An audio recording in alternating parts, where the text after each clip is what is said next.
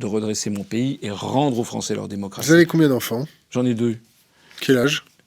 J'ai ma fille qui a 24 ans et mon fils qui en a 18. Vous parlez d'écologie avec ? Oui, un petit peu, bien sûr. Oui. Qu'est-ce qu'ils vous en disent ? Ils sont un petit peu comme tout le monde, enfin comme tous les jeunes d'aujourd'hui, c'est-à-dire ils font attention, c'est un sujet qui les préoccupe. Vous faites quoi tous les jours, vous, pour l'écologie ? Est-ce que vous arrêtez de manger de la viande ? Alors ça, c'est pas forcément de l'écologie, ça c'est la mode pour le... Combien de litres d'eau il faut pour faire 1 kilo de bœuf ?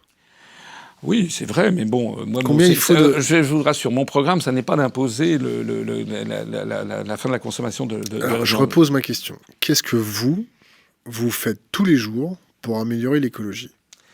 Je combats la construction européenne. Oh là là.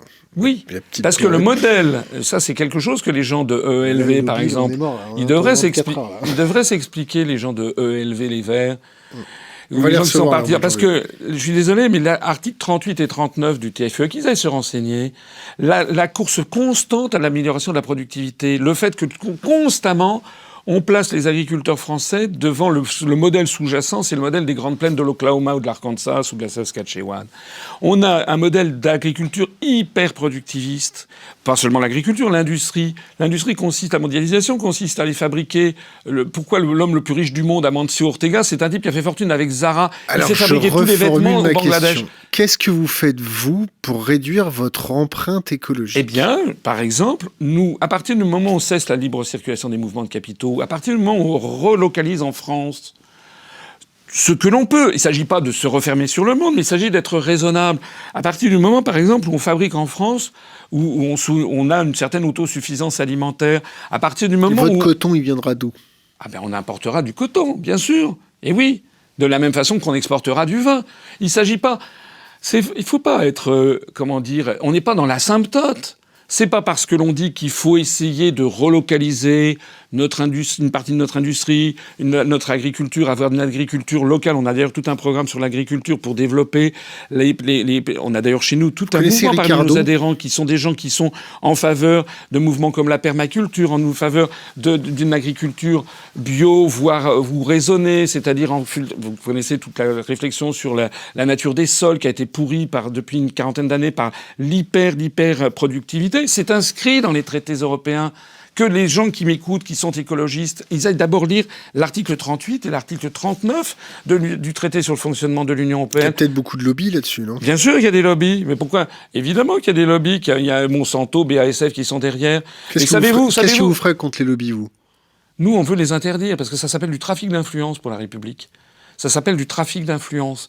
Donc, normalement, d'ailleurs, avant que la France ne devienne une colonie mentale des États-Unis d'Amérique, avant, il y avait en France, le trafic d'influence était puni par la loi. Donc ça, effectivement, le lobby de Monsanto, le lobby de BASF, avec leurs OGM, machin, et trucs et maïs, ça, c'est tout à fait inadmissible. Mais d'où ça vient ? Ça vient encore une fois de l'Union européenne. Est-ce que les gens qui m'écoutent savent, par exemple, que les directives OGM venues de Bruxelles ont été imposées à la France, que les députés, vous savez qu'il faut transcrire en droit français les directives européennes. Les députés, 90% des députés, ils n'ont pas eu envie de retourner dans leur circonscription pour, tel le Macron moyen, se ramasser des œufs ou des tomates sur la tête. Ça, c'est encore gratuit, ça. Ils ont eu envie... Il faut éviter ça sur notre chaîne. Hein. Bon, écoutez, je suis comme je suis. Oui, ils n'ont pas eu envie, les députés, de transcrire en droit français la directive OGM. Mais, et ça, je m'adresse ici à M. Montebourg et à M. Mélenchon.